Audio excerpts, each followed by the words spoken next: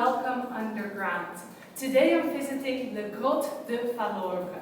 This beautiful cave system is located in the Jura Mountains in Switzerland.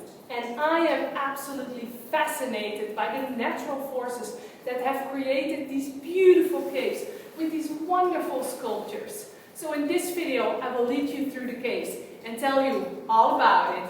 Are you ready to explore? I am standing in what is called a Karst-system, a group of caves and tunnels formed in a type of rock that we call limestone. And limestone is mainly composed of calcite, a mineral with a chemical composition of calcium carbonate. Shells that you can find on the beach have the exact same chemical composition. That is no surprise, because limestone is formed by the accumulation and compaction of dead sea creatures on the floor of a warm tropical ocean.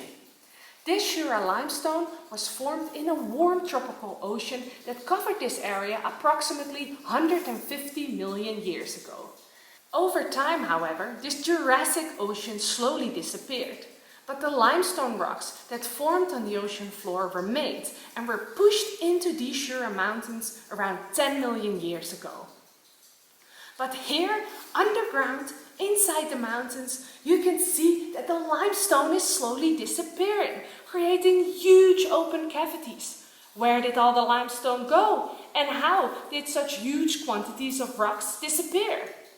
There are two important ingredients that are responsible for the disappearance of all this limestone: water and carbon dioxide. Water from rain and snow infiltrates in the soil and then in the rock below. Certain types of rocks, like limestone, aren't completely solid, but they have microscopic open spaces through which the water can slowly travel. In addition, here in the Jura, the rocks also contain many faults and fractures that were produced during the uplift of the mountains, along which the water can travel as well underground. But water on its own isn't able to create such huge open spaces. It also needs the help of carbon dioxide. Carbon dioxide can dissolve in water, creating a weak acid called carbonic acid. As you probably know, there is a small amount of carbon dioxide in the atmosphere. So when it rains, some of this atmospheric carbon dioxide is dissolved in the rainwater. Also, there's a lot of carbon dioxide stored in the soil. So when the water infiltrates in the ground, even more carbon dioxide is dissolved in the water, making it more acidic. The slightly acidic water attacks the limestone by a process that we call chemical weathering. It dissolves the calcite minerals in ions of calcium and bicarbonate, and these ions are carried away by the water, leaving behind open spaces.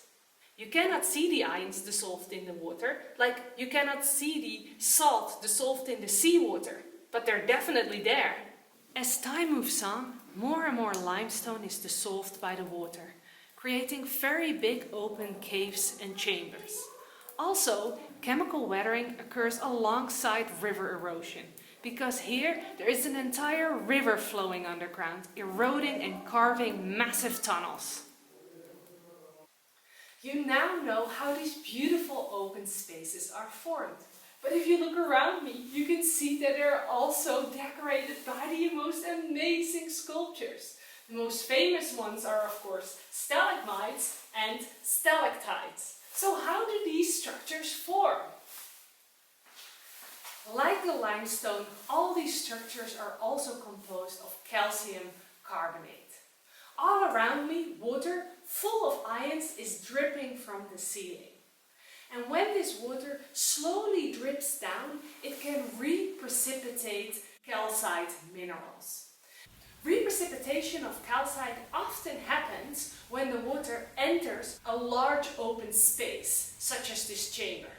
Probably the most famous sculptures are stalactites. And for these icicle-like structures to form, water needs to drip very slowly. Look at the tip of this stalactite. Can you see the drop of water? This is where the calcite is reprecipitating. This process is very slow, and the stalactites here grow approximately 1 millimeter per year. If it drips too fast, however, it will fall on the ground, and then stalagmites can form.